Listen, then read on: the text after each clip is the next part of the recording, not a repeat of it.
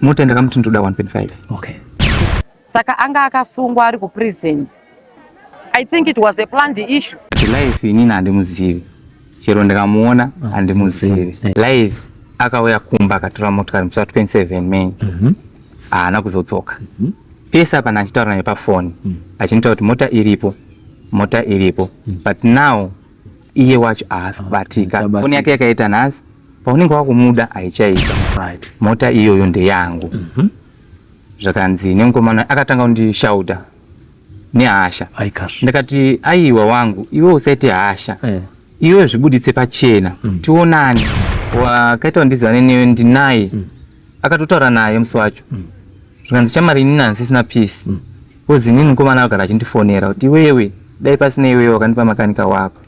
Zvozoti aitenga achitengesa mota ndakatanga kutozvinzwa manje. Mutsimu anonzi honest. Akanga azotengeserwawo futi motikari nekuti iye akatotifonerawo ari kutaura kuti mota iyoyo ndeyakewo. Iye mutsimu wamakamuchifamba naye apa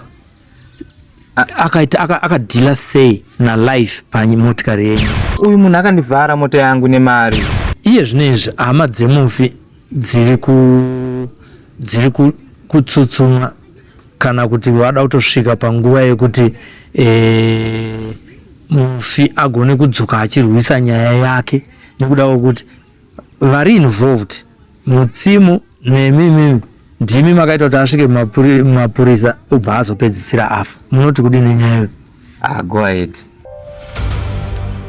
Schema Construction is ready to serve homeowners, carpenters, builders, contractors and businesses with quality ceiling, wall skimming and tiling. We also supply ceiling boards and accessories, cornices and centerpieces, skim light, rhino set and plaster products, tile adhesive and grout. We also provide professional ceiling design and construction services for residential and commercial properties, from stylish modern ceiling concept to expert installation and finishing. Whether you are building from scratch, renovating or upgrading your ceiling, Schema Construction is your trusted partner for quality materials, reliable workmanship and impressive results. Contact us for quotations, prices and bookings on the numbers on your screen, or visit us along Gweru Road opposite Metro Pitch behind Housestead Brothers in Gweru.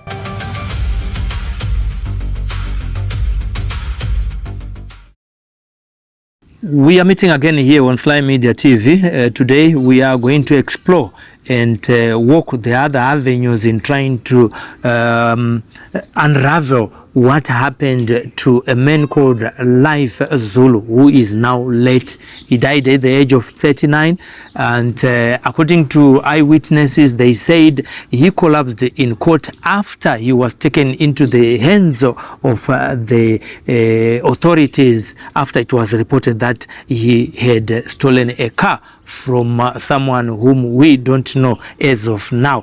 But what happened when he wanted to be tried at the Bindura Magistrate Court here in Bindura is that the magistrate could not continue with this case following their own observation that life was not fit to stand trial, and the magistrate ordered some investigation citing an assault on his life because he was unstable.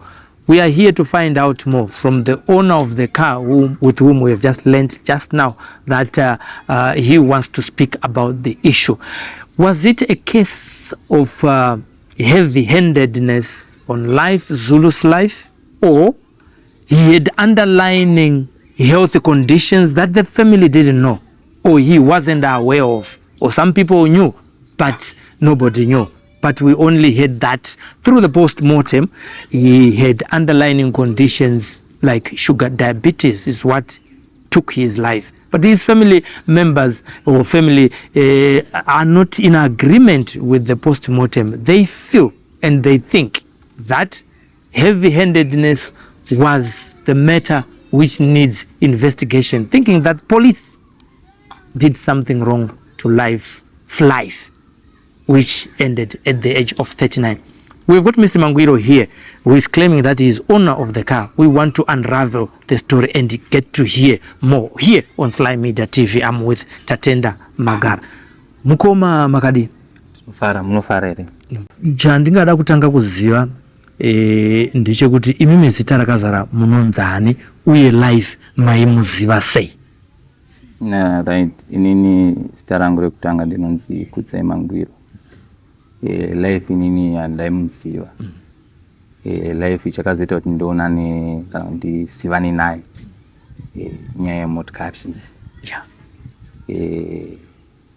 Mota iyi yakanga ine problem yanga inayo yekunonoka kuchinja magiya. Imotikari rudzi? Benz. Benz. C240. Ndopandakafonera mukomana akanditengesera mota iyi. Anonzani? Anonzi Crispin Chasa. Crispin Chasa. Mugara munompindura? Anogara munompindura. Ndichibva ndamufonera ndikati motikari iri kudai nekudai kumagiya uko. Akati pane mukomana wandoziva anoita zvemaBenz. Ndaitaura pafoni ndiri kubasa. Ndichibva ndamuti okay, iwe kana uri free enda naye anoiona kumba. Akati inini handisi free, izuva iro rakadarika. Live akazondifonera akati Mangwiro ndipe madirections ndoda kunoona motikari. Imi live mamusingamuzivi? Makazongotanga kuya phone call? Phone call. Apa imabve mataura namakanika? Nachasa zvichincluda iye. Ndichibva ndamupa madirections achiti ari kubva mutown. Ndakamupa madirections. Mukomana akauya. Akasvika panapa mukadzi wangu yari apa uyu. Akandifonera akati pane munhu auya arikutaura nyaya yemotikari.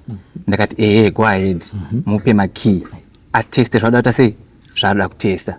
Oshuwa akapiwa makey, mukomana akatesta motikari haina kumuka. Ipapo akatsvaga munhu akavajamba mota ichibva yamuka. Mukomana anotaura kuti mota ndaakuitesta kuenda kuGlow nekudzoka. Glow service station. Iri muna Harare Road. Fuel yakanga itorimo, full tank yanga ririmo. Kozi ndichangobva kumusha nayo mota iyoyi. Fuel yanga irimo. Ndichibva ndati go ahead. Inini ndiri kuno kupi kubasa. Iwe testa zvauda kutesta. Handiti kana waona kuti ndizvo zvauda kutesta ndizvo undiudza. Zvakanzi alright. Komana akaenda nemota. Komana haana kudzoka. Ndi life. 27 May. 27 May. Ndopa zvakaitika. Chibva ndamufonera.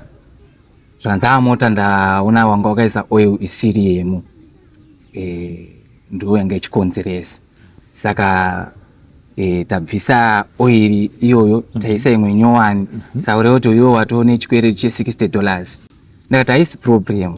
Iyo so motikari yaiita chete haisi problem. Mari kuti ndokupa mari yani yako yawagadzira mota.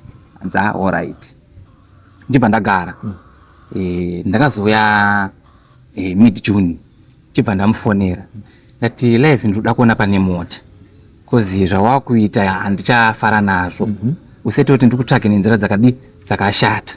Zvanzi kana mukanya mukadaro kana. Ndati for sure ndakauya.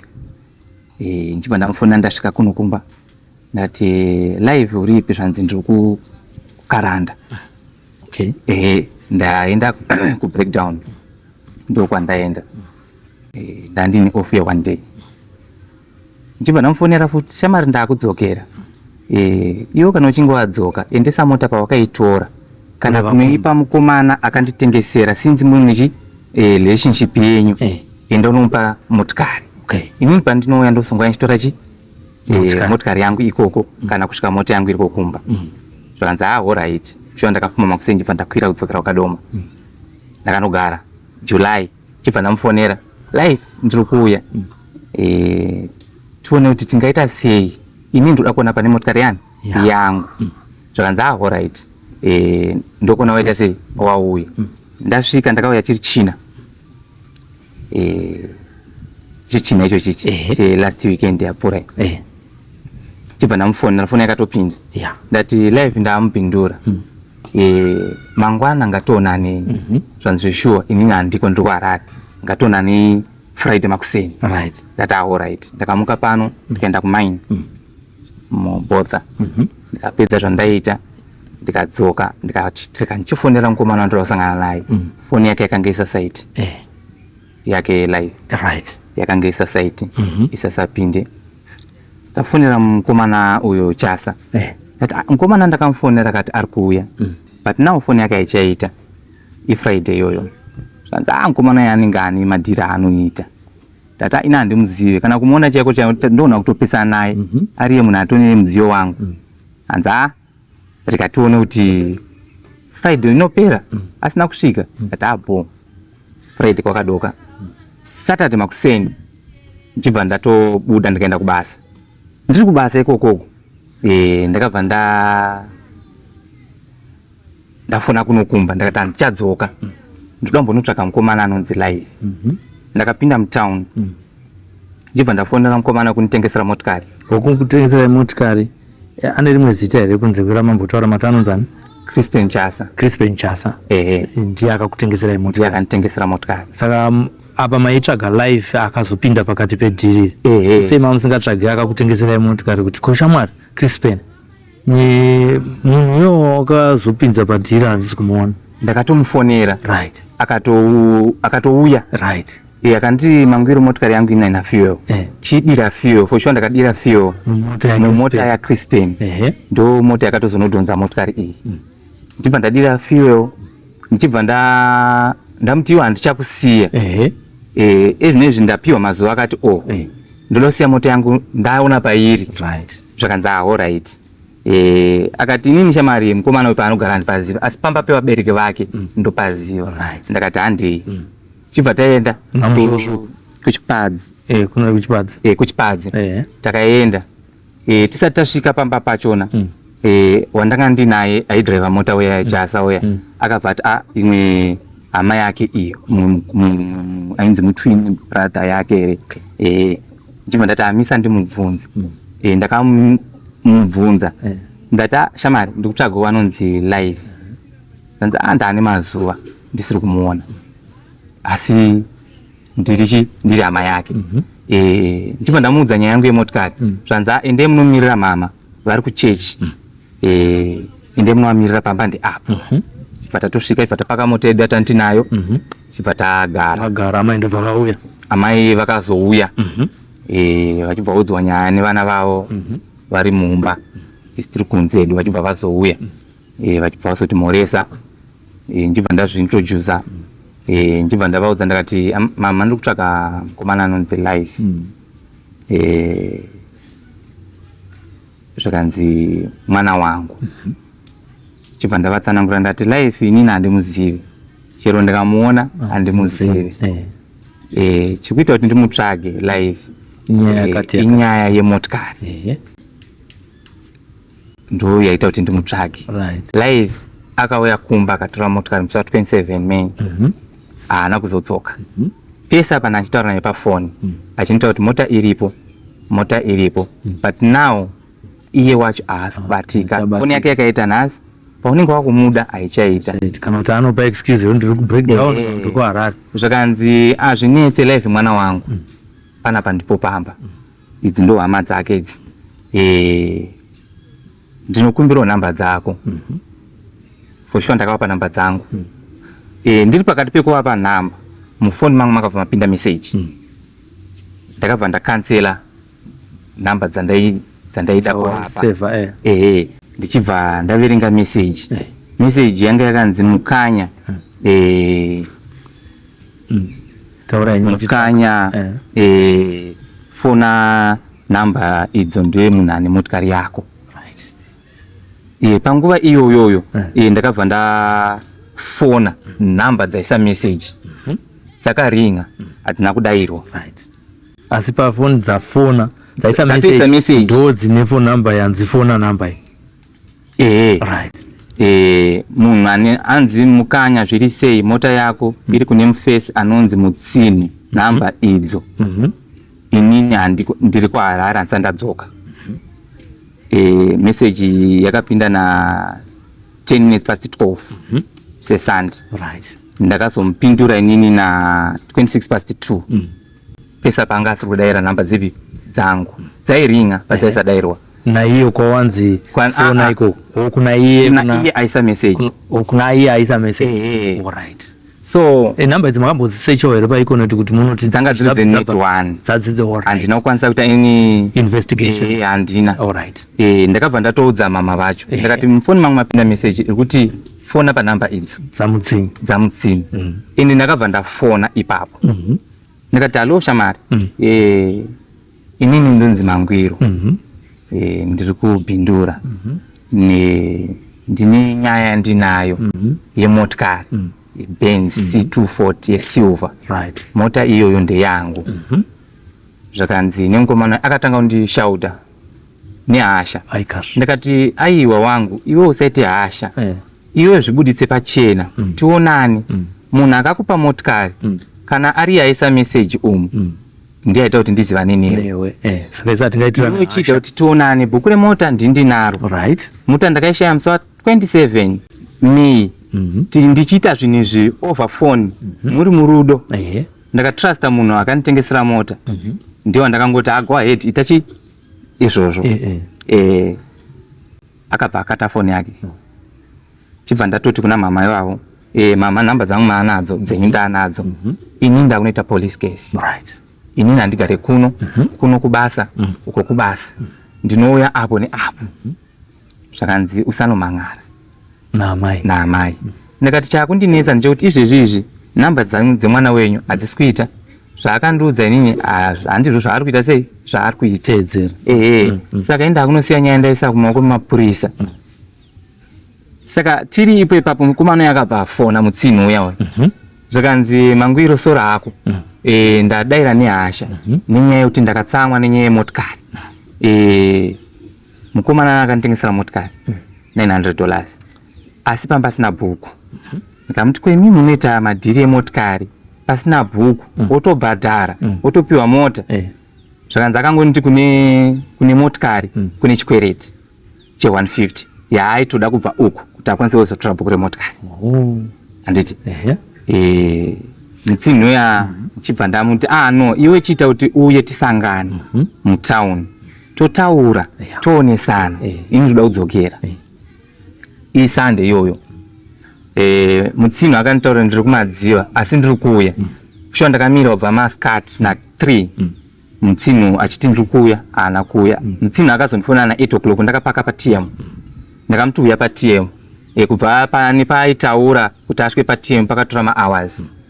Ndichibva ndadhiraivha kuenda kupi kupolisi Zvese bvu town. Ndine mukomana Chasa ndinaye. Chibva tasvika chibva ndaisa nyaya yangu kumapurisa. Vakanzi live tomuziva mukomana yeye. Nezu rakadarika nepapi nepanapa. Kana ari akaita dhiri iri anoswera abatika.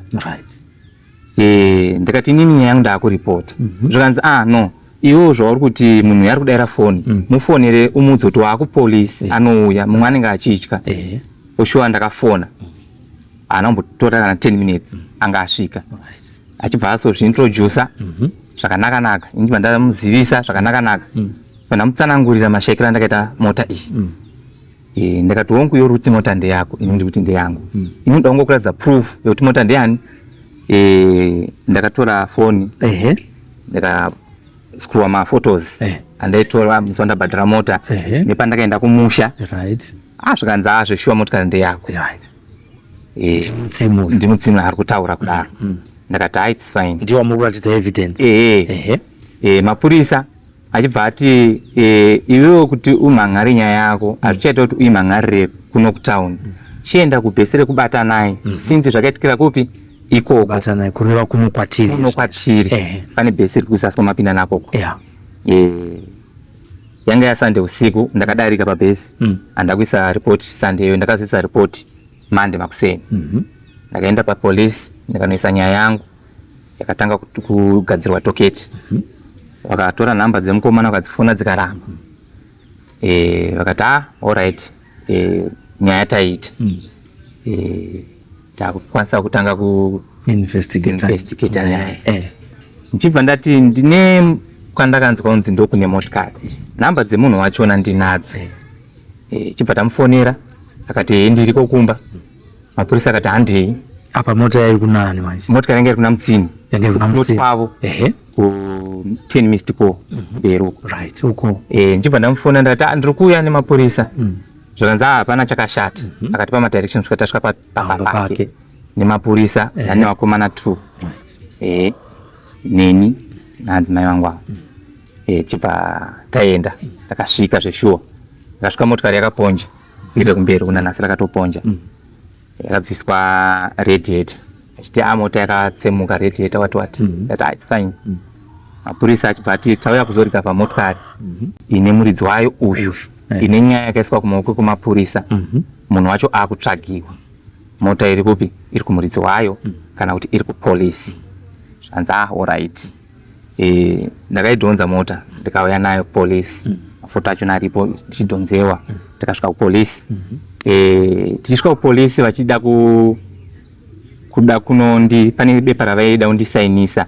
rekuti zveshuwa mota ndeyani ndeyangu ndakukwanisa kuenda nayo kumba ndichamira kufamba nayo kusvika koti yaitwa isiri kumaoko kumapurisa iri kumaoko kwangu inini ndati hapana chakashata ina handikari kunondogara kubasa zvanzi alright ndapedza kusaina bepa reriye mapurisa akabva afonero handina kuziva kuti akafona mupurisa here kana kuti umunhuwo zvake zvakanzi iwe une nyaya uri kuita aireva mupurisa wandandinavo une nyaya uri kuita yandaona makuseni munhu wauri kutsvaga ari kuno kuaerodrome okay because apa foni yake ngaisaiti asaba aonekwa manje aonekwa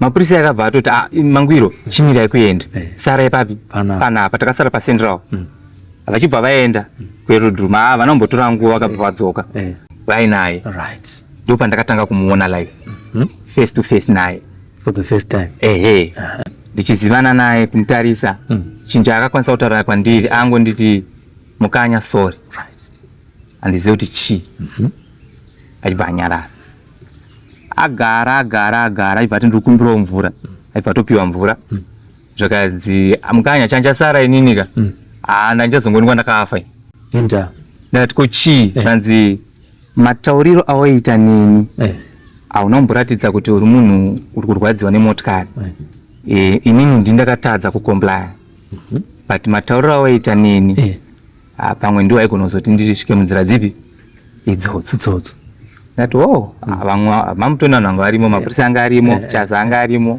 avo vanga varimo naiye mutsimu anga arimo nemamwe mapurisa anga arimo ndati inini mota yangu ndaiona pairi zvawakaita isarudzo dzako ndazoziva kuti une rimwe line izvezvi wabatwa nemapurisa akabva afonera mutsimu uya kuti uya kupolisi ndasungwa mutsimu uya ndanditori naye kupolisi nechekare akatosvika ndina mutsimu ndopaakanzi hauna meseji iri kupinda mufoni ine nhamba dzangu uchindiratidza dzenetwork saura kuti anga akangoswicha kubad achitoshandisa chi another network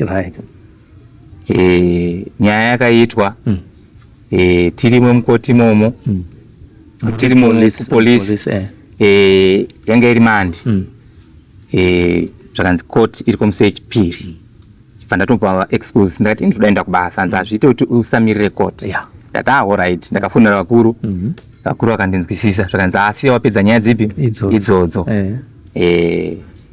for sure ndakamira chitatu makuseni koti yakanzi 8 o'clock takabva pano takaenda takasvika kukoti ndakasvika mutsimu yato wako ndakaenda inini neshamwari yamadhamu wangu namadhamu wangu pataya mota yedu chipataenda patasvika kukoti tiri mukoti momo takamira takagara pamabhenji paya mukomana akabva asvika akabata mapusha ake akaiswa cheni dzake ipapo tiri pacheni ipapo anotaura kuti ane cheni mumaoko nemakumbo anga asina kusungwa kumakumbo ba anga akaiswa cheni dzemumaoko time yakasvika pakleki paya akasunungurwa cheni achibva agara pasi akazembera patairadza kuti munhu ari kufemera padenga zvakanyanya ndakamurisa naye achibva tonga ndo pakubhukiwa kwaaitere kuti ari kupinda mukoti akapindura here pawakamumhoresa Akadaira. Okay. Akadaira. Chibva ndatobva ipapo. Chibva tatonogara kumabhenji ekusero. Akadaira achiti. Ndakamuti Live zvanzi ndiri right. Yeah. Tatikuendawo kufemereka kudai so. Zvanzi ndikuda mvura. Okay. Akatopiwa nemupurisa waakanga ainaye. Mvura yakatomwa. Chibva tatonomirira ku waiting room kuya takatogara. Anga akagara asingagone kumira. Nandina mtsimu nevandakaenda nawo kukoti. Yanga yanzi koti 1 but atina kuzoendeswa kukoti 1 takazobviswa zvakanzi endei koti 2 3 ino koti yatakaendeswa takanogara. Yapinda koti yekutanga vakazoteera iye akauya akabatirana achizoti munhu asina simba achifemera padenga achibva azogadzikwa pabhenji. Mutongi remukoti box muya. Sorry about that. Furira zvenyumberi. Mutongi akabva amubvunza kuti une nyaya iri muno mukoti nemaringe nekubiwa kwemotikari. Aibvunzwa pamutauro unokwanisa kuteerera unokwanisa kupindura nawo but hapana chaakakwanisa kuita sekupindura. Chinhu chaaigona kutaura bedza aingo ndikuda mvura. Mutongi usvika akati no parudiwa chiremba.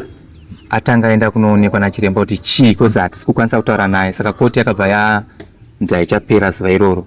Tikazonzi munodzoka musi wa23. Saka isusu takabva tabuda mukoti. Uyo atobudiswa umu akabatiranwa nevamwe vasungwa achiendeswa kuseri. Manheru ndava kunokumba ndopandakatoona pasocial media chinzi munhu adonha kukoti afa. LifeZulu. Chibva ndatoti naona message yandoita sei chingori chiclip chasendwa pagossip rekupindura gossip. Amen. Makaitei kuratidza kuti mucheke kuona kuti chokwadi. Ndakatanga kufona munhu wandakatanga kufonera mapurisa. Ngati mukomana Arikunzi adonha chipetiya kunzi anzi afa. Anzi andozvataita se ndozvatanzwa but for now hapasati pane chatiri kunyatsa kuti tinzwisise. Ini ndakabva ndamuka makuseni achona echina tichidzokera kubasa. Ndakatozotanga kutoona Sly Media manje. Ndatoendawo panetwork topandikutanga kutoona interviews coverage makuseni ndo pandaona inge ichitaura zvevanhu vanenge vachitaura nepavanenge vasina kunge vachiona. Kukoti kuhama dzake ndakazovaona tabuda mukoti hakuna hama yake yakanga irimo. Vakasara vari kufatanga tanzi kutanga tiri. Takatozovaudza tiri kunzi tatobuda. Koimi mamuripi muri vanhu vatani tinofanira kunge tinavo. Pakauya mufana wake nemukoma wake muripi ainzi George. Ndo vanhu vandakapedzisa kutaura navo ivavo. Kusvika izvezvi hapana munhu andakataura naye. Muchipinda mukoti maamaziva here kuti ava ndo hama dzaLife? Okay. Vakatosvika tichiri panze tisati tapinda mukoti. Mubvunzo wehama dzavo painterview yakaitwa natatenda weSlyMedia TV ndeyekuti vanoti ivo koti yakachinjwa ivo havana kuziviswa, asi imi makaziviswa mukaenda kune imwe koti yechipiri muri mega ivo masangano. Tina kuziviswa tiri tegeza. Makatodaidzirwa pane mupurisa aitodaidzira kuti vane mazita kana kuti vane vasungwa vauya nhasi kana kuti vari kudzoka kutry vari kufanirwa kuenda kukoti number 2. Ndada kuti paclarify kuna kuti pakaudzwa munhu kazevezeve. Akatodaidzira akatomira panze mupurisa constant akatogara pabhenji pawaiting room pai ndopatani takagara panzi koti yanga ichitwawo makati yachinjwa yakuenda uko. Saka ndingafunga kuti pane munhu aifanisa kutadza kunzwa zvaidaidzirwa nekuzara kwanga kwakaita vanhu ipapo.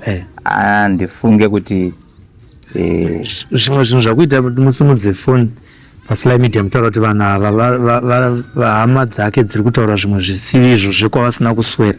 Ndezvipi zvakubata mwoyo wako iwo pama-interviews atakaita nehama dzake parufu rwaLife? Mota iyi ndaisaitengesa.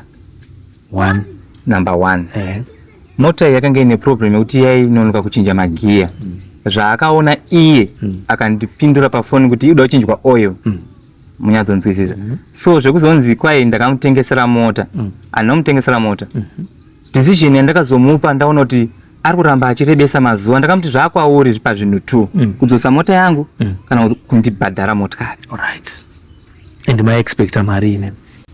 Mota ndakamuti ndoda 1.5. Okay. Madhezi acho naiwa ndakitomutaura ndoda 1.5 airatidza kuti munhu atonakidza nemotikari ipi kozi airatidza kuti aitofamba nayo. Alright. So ndakaona rimu kumberi uko ranga ratonamwa ine matime anyowani. Okay. Ndakaisa nchienda kumusha. Ndakaona ndakakuvhurira ipapa pa 3 months dzanga nemotikari yangu nezvayave zvinhu zvekuti iye handichakwanisa kutaura naye kana kubvunzana naye. Ndinenge ndichitaura nothing. Asi mavhiri anoratidza regular use kuratidza kuti motikari yaishanda zuva nezuva semota yave nematime anyowani. Yaishanda. Maonero enyu ndakaona musisina mamwe majegi mamwe akasiya mamwe zvimwe acho akanga atozvitora panapa zvingorofamba motikari. Ndati haisi problem.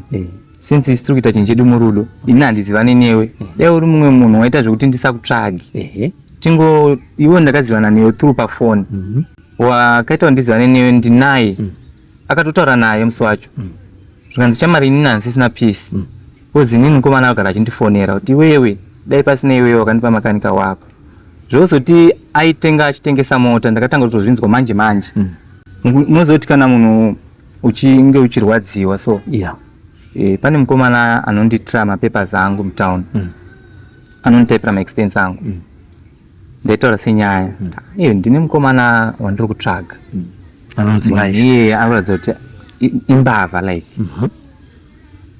zvanza munhu iyeye ndomuziva akadai kana panapa nezuro saka munhu wekuti handina kunyanya kuda kutsanangura naye zvakanyanya kuwanda ini ndakava nangoti nyaya yangu rekandiise kupolisi. Asi iwo achitaurawo sekuti anomuziva aitaura nhoroondo yemabasa akanaka here mumadealings ake iye Life? Matauriro anga akuita manje anga munhu wekuti anga akuto anomuziva iye anoita zvekutaipa iye anzi vaita zvemakanika kuseri workshop yavo kumuziya kwavaita kwavaita. Asi zvekuti munhu ari right here kana kuti munhu anotsotsa vanhu ndatanga kutozvinzwa kukoti pane vamwe madha vachiti uyu munhu akandivhara mota yangu nemari vaitawo zve2000 neodd. Ava vanga vauyawo kukoti vangouyawo here kana kuti vavaterawo nyaya yekunzi handizivi kuti vanga vane hama yavo vanenge vanga vane hama yavo saka vakatona vakamuona vachitotaura kuti munhu auya nemunhu akarara uko munhu akandivhara motikari yangu nemari yangu mukadzi aitaura izvozvo. Okay. Alright. Patakatanga kutaura andonyaya ndoita kuti ndiwe futi panapa. Alright. Tina mutinyu apa Mr. Mangwiro mutsimu anonzi honest akanga azotengeserwawo futi motikari nekuti iye akatotifonerawo ari kutaura kuti mota iyoyo ndeyakewo iye mutsimu wamaka muchifamba naye apa akadhila sei naLife pamotikari yenyu? Iye ndiye anokwanisa kutotsanangura kuti vakadhila sei because inini ndichimufonera ndawana nhamba dzake ndadzipiwa naye Life pameseji yakapinda ndiri kumba kwavo ndichimufonera ndichimuti maenda imimi ku10 missed calls mukunorecover chimotikari anoti mota yakazongopakwa here pamba pake kana kuti akanga aitengawo? Mota akaitenga kuna Life. Hanzi ndakaitenga mari? Akaitenga $900. Ndo zvaari kumanifesta iye achitaura. Saka atoti mota ndeyake. Saka pamakasvika muchirecover akadi kuti handikwanise kukupa imota ino kuti mota ndakatoitenga kunani? Kuna Life. Haikwanisa kuti mota ndeyake. Kozi bhuku ndinaro. Bhuku ranga ririmo mumba. Bhuku remota akatozoriona kupolisi. Asi akakooperate hake. Kubva pamakatanga kutaura naye kubva pane zvese izvozvo hapana kana chaakapa doubt. Ndisati ndatombomuratidza bhuku remotikari akave neshuwa pafoni kusvika tazoenda kupolisi kusvika tazodirectwa kuenda kumba kwake nepolisi tichinorikavha mota iyi. Alright. Saka patiri kuti isusu mukuona kwenyu your own observation ndezvekuti imi makatorwa mota akagara nayo akazoita madhira akaita nayo mushure mekunge mifuta akuudzai kuti ndachinja oil ndobva azonoitengesera kunani kuna Mutsimu. Saka iye zvinezvi kana tichitaura Mutsimu akabirwa $900 achitengeserwa mota futi yakanga yabiwa kwamuri. Takutaura kuti stolen kaka nekuti amurambe mamupa muchiti aitengese. Now that pakatwa deal pamotikari yenyu takutaura kuti it's a stolen car. Theft akaba motikari akaba azonoitengesa kune we conversion of property yaakatora achida kuti sokunga ari kuda kuona kuti makanika yagadzirwa zvakanaka here asi ndobva azopedzisira aitengesa. Ndo zvakaitika. Nyaya payave so far life asiri pakati pedu pane ma-accusations ekuti anova mamwe acho ndo amapindura ekuti vakazobva sei kuchipadze vachienda kunomangara kumapurisa ekubata naye ipapo mapaclear nekuti ndokwamunoita sei ndokwamunogara nokuti panga paine pakutaura pakuti vabereki nehama dzake neshamwari vari kuti ko waizonoripota sei kubata naye nekuti ndokune mafriends ako asi ndopamapindura ipapo kuti ndokwamunoita sei ndokwandogara. Mota akaitora iri panapa. Mukomana akauya akatora motikari panapa akatoti vana vagezai mota. Mota ikagezwa akaenda nemota haana kunodzoka. Ndakatanga kumutsvaga pafoni kuzoonana naye musi Mandi abatwa nemapurisa. Mr. Mangwiro, tapa nechimwe chinhano chenyaya iye zvinezvi hama dzemufi dziri kutsutsumwa kana kuti vada kutosvika panguva yekuti mufi agone kudzoka achirwisa nyaya yake nekuda kwekuti vari involved Mutsimu nemimi ndimi makaita kuti asvike mapurisa obva azopedzisira afa. Munoti kudini nyayo? Go ahead. Kana live akafa nekuda kwemunhu anongodzoka kumunhu dzakaita sei akamupfudza munyadzonzwisisa dzinopa dzokorora ipapo. Kana live akafa nekuda kwemunhu anongomuka odzoka kunyaya dzake. Mota iyi ndeyangu iri apapa. Live andamubvira ndenda naye zvehondo. Live ina handimuzive. Ndakamuziva amoko mumapurisa mushure mekunge ndamhangarira motikari iyi zvekuti ndinomuziva handingakunyeperei. Live ndakataura naye pafoni 27 May. Ndaitombotaura naye paWhatsApp.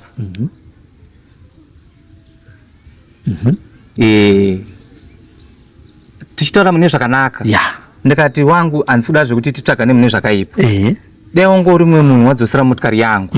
Kozi zvauti wakagadzira ndakudza pekunotora mari ndakandatomutenda unopiwa mari. Iyo ya 60 yakanga ataura ndakaisa oil nekusaziva. Iwe ndio makanika waona. Ndakatomuenda unopiwa mari. Ndandatomudirecta pekunopiwa 60 ipi. Haana hake kuenda. Samuri tu na nigegeni na honest tototi makavharo. Na life. Iyo vari kutaurawo kuti iyo Mutsimu ari kutaurawo kuti mota ndeyake asi matsanangura ipapo mapajekesa zvisina. Iye anoti mota ndeyake pakuita sei nekuti akatengeserwawo kana life. Bhuku remota ranga rinani? Nhasi tadzidza kuti ranga rina Mr. Mangwiro. Ririmo bhuku remota yangu. Agreement of sale kana kuti rakanyorwa zvese ndinazvo. Zvekutenga kwandakaita motikari kuna Crispin Chasa ndinazvo, even phone information yenu ndinayo. Munayo. Tinotenda. Mashoko enyu kumhuri yeKwaZulu vari kufungidzira kuti kusvitsa kwamakaita mwana wavo mumaoko emapurisa ndokwazoita kuti azosvika pakufa. Munoti kudini Mr. Mangwiro? Inini chandinokwanisa kutaura pakufa kwakaita live. Kana iye airaramawo neumwe urwere pamwe impact yakapinda maari yemabatirwo akaitwa nesituation yaanga achirarama ari mune dzimwe pfungwa ndinofunga kuti ndo chinonge zvakakwidza underlying sicknesses kozi dumbu rake raidza kuti munhu ari kufemera padenga chinhu chaingodai mvura ndozvinhu zvandakakalkulata ndakamutarisa ndakazosara ndopinda mukoti but ndanga ndisisa ndanda kutosiririswa nemhuri yekwana live handina problem nayo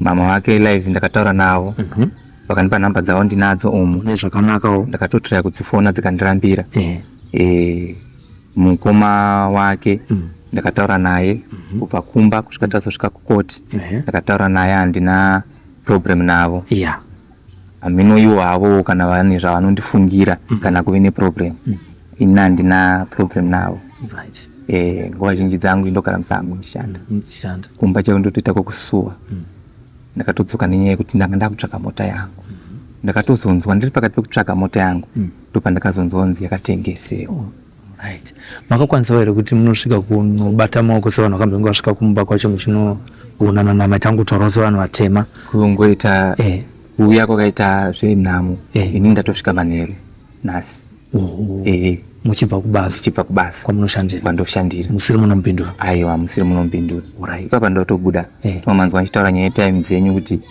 nepane time dzangu kwandoda kuenda kurefu aiwa mataura kudaro tisingakutorerei nguva munaonerei your own observation semunhu akanga ariwo pacenter yenyaya yemotikari yenyu munofungidzira kuti pane here zvakaitwa nalife nekuti makamuona achangosungwa mukazomuona akakukoti zuva raakashaya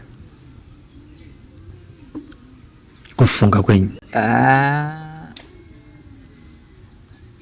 chimiro changa ari munhu akatotaura ega akati mwari waunonamata muhombe kuzongo akandibata cheko kuna kufamba kwandandichiita ndaedza kuda kutiza but handina kukwanisa kutiza mashoko iwo akamataura ndopa akabudisa muromo kuti handanda kufunga kungozviuraya izvi chete izvi makafona izvezvi kuna mutsimu kuti kana kuna chaza vakanga varipo kuti message iyi iri kutaurwa iyi makainzwa here vanomanifesta kudai atingati manatsamukanwa etsotsi here kana kuti akuda kuedza kuti musympathize naye nekuti mambonzwa ambo yavaya vachitaura kuti chii akandivhara 2000 inini tonga ndakanyatsomutsanangurira kozi munhu taitotaura achitopindurana achitorwa mafingerprints ake tichitotaura achitopindurana akazobva akanogarapo tikatanga kutaura tiri kupolisi ini ndakatitozobhilivha kuti munhu angaita zvemadhiri emotikari pamwe dzimweni dzenguva aibudirira kwaaimboita achibudirira ini ndakangomutsvaga silent ndakatozonoripota kumapurisa ndane shuwa kuti mota yangu yakatengeswa ndane kuziva kuti mota yangu iri pakati ndoti ndakazoita police case kozi dai ndakangoiona iri mumaoko make ndaingorika pamota yangu zvisina na polisi mukati kozi ndandaona mota yangu iri paari but apa mota yangu yatotengeswa yatone munhu anga aritonetsera bhuku remotikari achitonetsa kuna life wacho asingakwanisi kubudirirwa pachena unzi shamari muridzi wemotikari chaiche zvaakazoita pekupedzisira kuti sanganisa dai zvizvo zvaakangoita kumashure kuti mangwiro ona mota yako ndaitengesa ine munhu ari kuida yomupedzerani zvaita dhiri rakanaka risina kurwadzisana tinotenda kupanza pachine mashoko here tisati avhara chirongwa amuda kutaura pamwoyo penyu inini mashoko andoda kutaura even kune vachaverenga vachateerera post inei kuba hakuna kunaka number 1 shanda munhu kushandisa simba rako unodya zvaunoda unogara paunoda unowana zvaunoda kosi unenge uchishanda upenyu hwekurarama uchivhara vamwe uchitsika vamwe uchienda pamusoro pavo hazvina kunaka izvezvi zvindatora time asi kune rimwe side zvinenge zvichigadzira chokwadi nekuti makuhwa akafamba nepasi repo zvinoshoresa vari inini mafamba izvezvi mawesta kuuya kunoko kufambira nyaya yechokwadi yatiri kutaura iyoyi. Zvimwe zvese zvinozoitika yevanhu venyama vanotaura. But kune akaona zvichiitika anokwanisa kutaura sematauriro andiri kuita aya. Nokuti ndakaona zvichiita sei? Handakaona munhu achidonha, ndakaona munhu achiuya akabatirana. Handiti? Ndo zvazviri. Akatozobuda mukoti, akabuda akatakuru vachienda naye. Vachibuda naye. Akanga achiri kufamba here kuti anga atakuru. Anga murume anga kumwaru achifamba vakamusapota achifamba achita sei? Asi zvekudonha hazvisi. Handina umona uzviona kana akadonha pamwe kuseri. Tinotaurwa nehama dzake. Tinotenda. Kana akadonha kuseri sezviri kutaurwa nehama dzavo, asi mukoti tiri kupupurwa pana Mr. Mangwiro kuti vakanga hama dzake dzakanga dziri mukoti iyoyo kwavasina kuenda mushure mekunge zvadedzerwa kuti aendei kukoti number 2 sekunzwa kwatiri kuita. Saka iri nyaya yekuti akadonha mukoti iri kukliwa pano nevakatanga kunge vachisvika pakoti vakazomuona achisvika ari mumaoko evanhu vemutemo achinge auya kuti azostenda trial, asi hazvina kuzoita saizvozvo mushure mekunge magistrate azviona kuti he was not fit to stand trial. Nekudaro ndo manzwiro amaita kubva kuna Mangwiro vanove ndo muridzi wemotikari. Tinotaura chiti chiri musakasaka chinozvinzwira. Isi toda ngotendawo kuna Mr. Mangwiro vajekesa nyaya iyi semuridzi wemotikari yakapinzwa pakati pake naHonest Mutsimu pamwachete naivo Kudzi Mangwiro vakajekeserana kuti mamiriro emotikari akanga akamira. Ndiwo muridzi wemotikari vane mabhuku asingakwanise kuisirai pa Facebook, asi isusu mapicture ebhuku racho tinawo, agreement of sale, zvese izvozvo tinazvo. Hatisi kukwanisa kunge tichizvibudza, but we can confirm with documentation in our hands. Mr. Mangwiro is the owner of the vehicle that is behind us here on Sly Media TV. As we interview him at his own house, he gave us consent. He called us to come and clarify this issue so that he puts the right facts forward to you, our wonderful listeners here on Sly Media TV. However, to LifeZulu and his family, we would want to say, may his soul continue to rest in peace. However, we have learned from Mr. Mangwiro that if you want to live a peaceful and straightforward life, work hard without having to manipulate and scrupulously take advantage of other people in life. My name is Zvese bvu on behalf of Tatenda Magara, who gave you this story the first time here on Sly Media TV. My name is Zvese bvu Simbi Yebasa Tinotenda. Schema Construction is ready to serve homeowners, carpenters, builders, contractors, and businesses with quality ceiling, wall skimming, and tiling. We also supply ceiling boards and accessories, cornices and centerpieces, skim light, rhino set, and plaster products, tile adhesive, and grout. We also provide professional ceiling design and construction services for residential and commercial properties, from stylish modern ceiling concept to expert installation and finishing. Whether you are building from scratch, renovating, or upgrading your ceiling, Schema Construction is your trusted partner for quality materials, reliable workmanship, and impressive results. Contact us for quotations, prices, and bookings on the numbers on your screen, or visit us along Gweru Road, opposite Metro Pitch, behind Housestead Brothers in Gweru.